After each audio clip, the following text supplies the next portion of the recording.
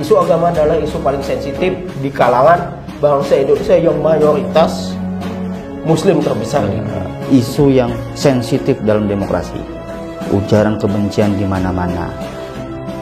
Assalamualaikum warahmatullahi wabarakatuh. Kembali lagi di channel Forum Intelektual Muda.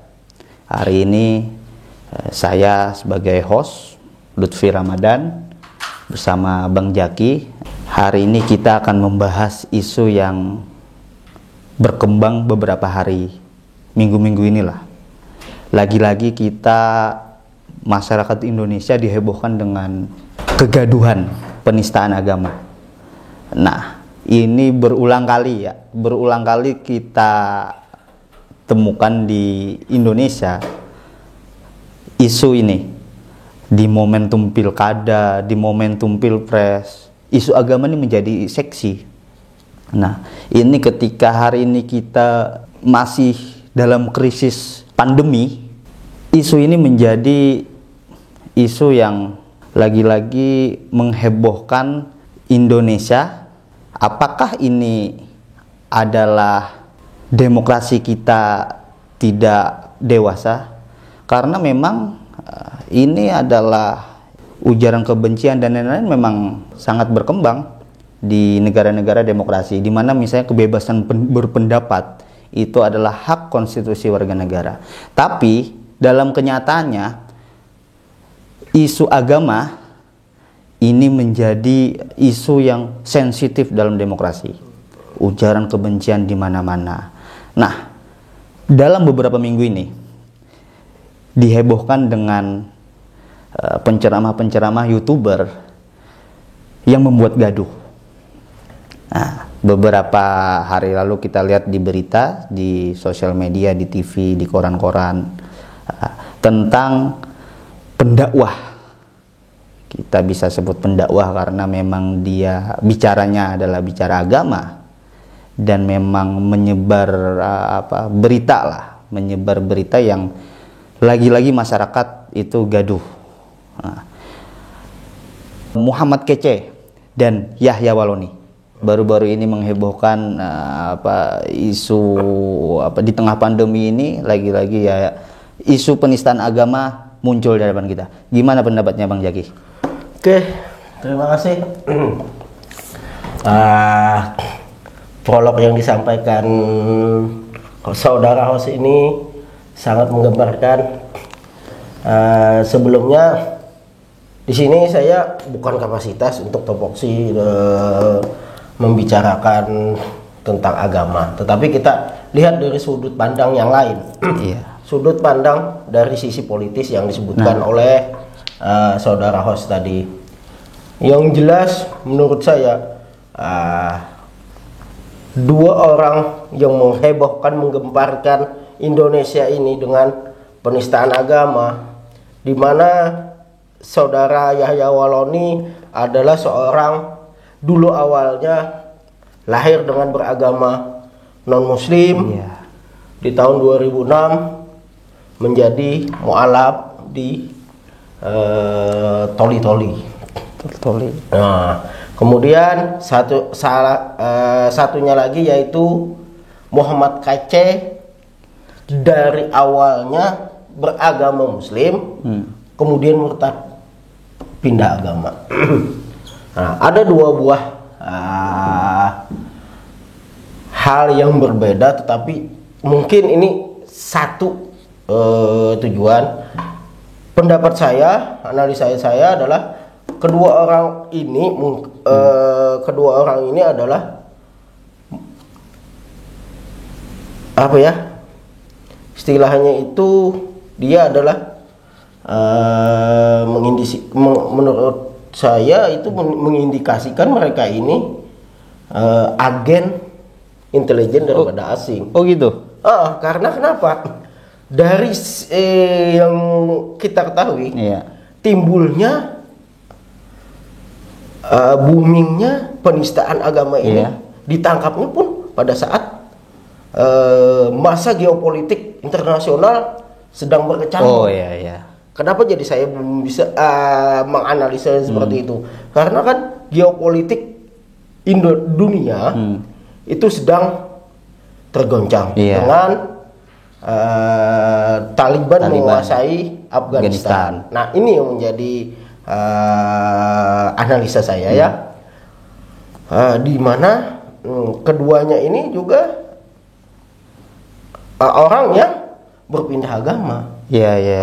Kita tahu sendiri ya, Yahya Waloni selalu berceramah itu kontroversi. Iya. Dimanapun dia selalu menyampaikan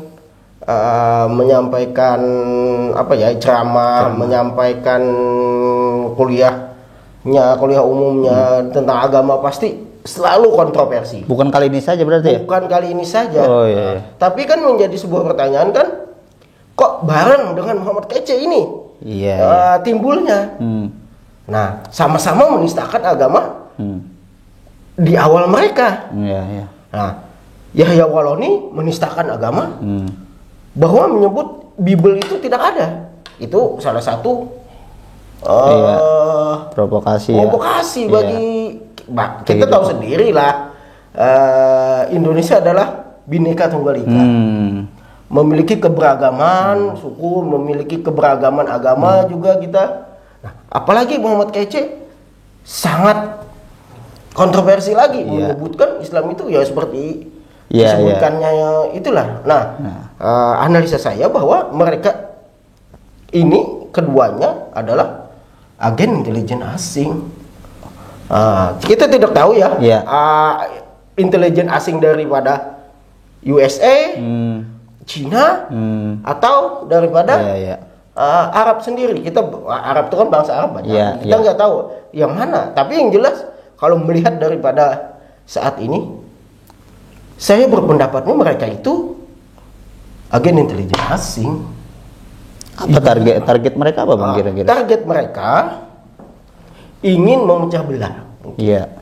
Ingin memecah belah bangsa dan negara Indonesia.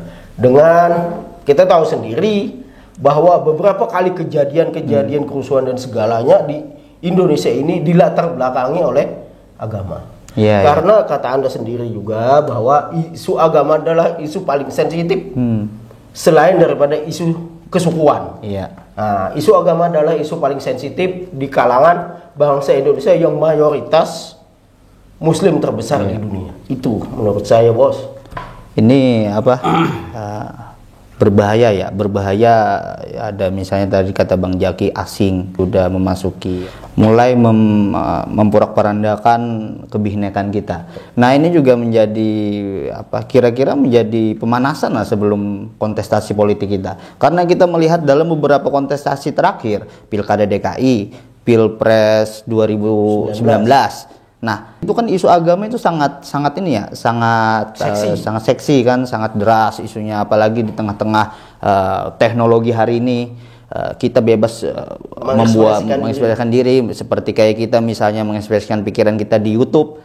Nah, ini juga yang membuat penceramah-penceramah ini, atau bisa dibilang oknum-oknum inilah, bisa semua mereka membicarakan agama yang memang kita tahu tadi, dua orang ini bukan orang yang bertahun-tahun belajar agama, belajar kitab, dan lain-lain. Nah, gimana Bang, 2024 ini Bang? Isu ini apakah ini akan menjadi deras nanti nih? Maksudnya bergulir ke bergulir sampai 2024. Oke.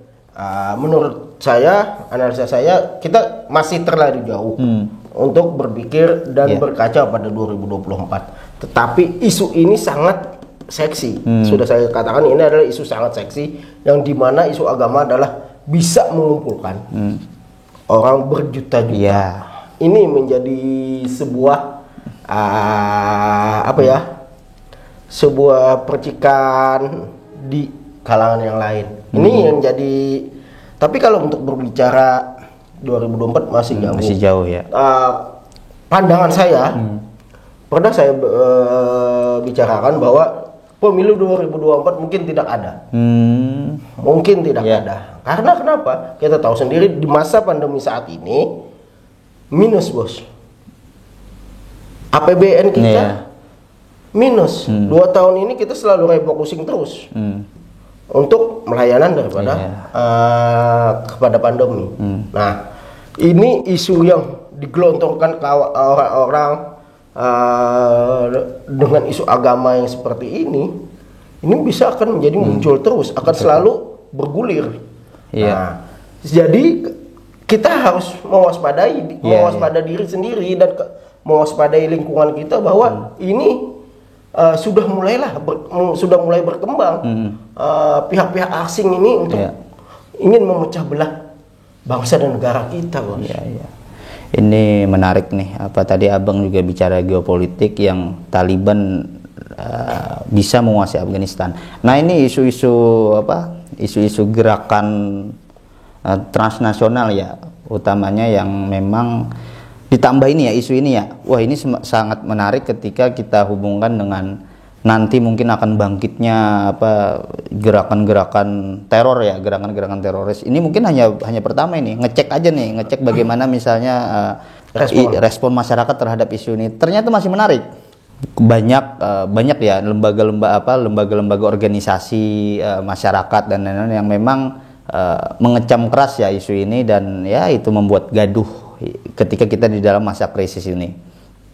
Ada lagi, Bang? Menurut saya ya itu tadi, kita harus mawas diri terhadap gejolak-gejolak yang ada, apalagi ini menimbulkan adanya SARA. Jadi kita harus istilahnya tameng diri lah terhadap kondisi yang jelas, jangan termakan oleh hoax. Nah, itu yang menjadi utama, dan yang perlu kita ketahui, kita harus minimalisir agen intelijen asing tersebut. Itu, terima kasih. Saya menambahkan sedikit tentang kenapa ujaran kebencian ini marak sekali di Indonesia. Karena memang kita ketika kita misalnya membuka keran demokrasi yang lebih luas di 98, kebebasan berpendapat itu dibuka, ditambah hari ini gelombang teknologi yang semakin tidak terbendung lagi. Nah, ini adalah hal yang yang bisa terjadi kapan aja, hate speech di mana-mana dan lain. Ini menjadi tugas kita. Ini menjadi kajian kita selanjutnya, bagaimana menangkal ini. Apakah memang demokrasi ini itu adalah keniscayaan yang nggak kita bisa hindari, atau memang butuh kedewasaan kita dalam berdemokrasi. Di Amerika mungkin di Amerika, negara yang hari ini dibilang paling negara demokrasi, juga banyak diskriminasi terhadap orang-orang yang memang minoritas di sana. Nah, ini lagi-lagi sistem politik dan lain-lain itu sangat berhubungan dengan isu-isu yang sensitif, SARA dan lain-lain. Mungkin itu aja. Kami berdua menganalisis tentang isu Muhammad Kece dan Yahya Waloni. Demikian, terima kasih. Sampai jumpa lagi di kajian-kajian yang lain. Wassalamualaikum warahmatullahi wabarakatuh.